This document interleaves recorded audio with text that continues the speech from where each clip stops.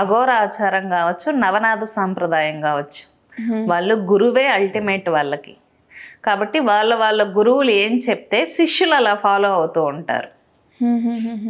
కాబట్టి వాళ్ళకు కూడా తంత్ర విద్యలు అవి ఉంటాయమ్మా? వాళ్ళు చేసే తాంత్రికమే కదా, తంత్రమే. తంత్రంలో కులాచారం అనేది ఒక వే.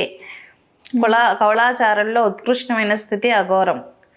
కాపాళిక సాంప్రదాయం ఉంది, నాగసాధు అనేది ఒక స్టేజ్, దక్షిణాచారం అనేది ఒకటి, వామాచారం అనేది ఒకటి, 27 కౌళ సాంప్రదాయాలు ఉన్నాయి.